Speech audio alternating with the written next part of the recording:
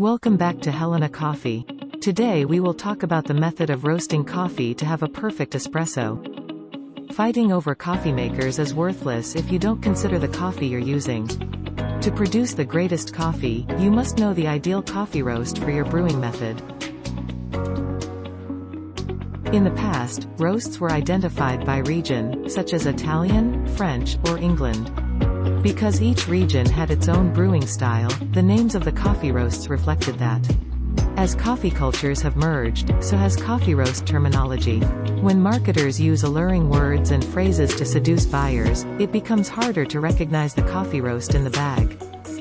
So now we come to the next point, which is selecting the best coffee for an espresso.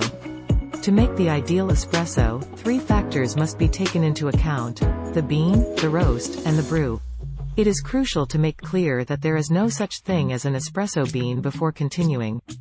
Espresso is a brewing technique. Only coffee beans are present.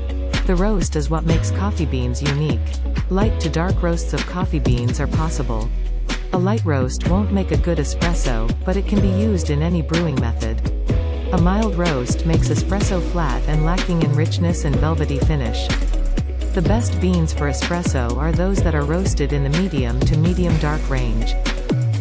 In addition to the 3 factors mentioned above, you also need to pay attention to the origin of coffee beans.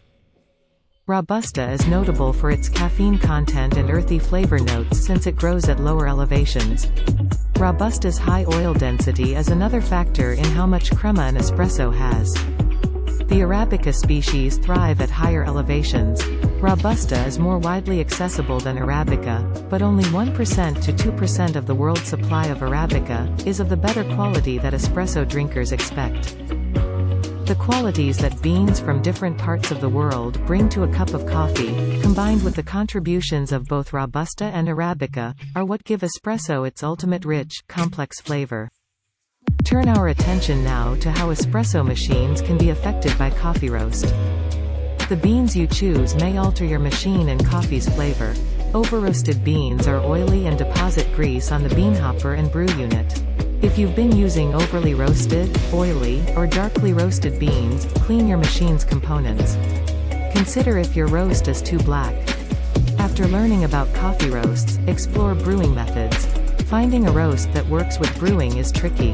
When you find the perfect match, it's like a match made in heaven. Let's summarize briefly what we have looked at. Choosing the right coffee roast can be challenging. The main components of the ideal cup include whole bean or ground, light or dark roast, and desired brewing method.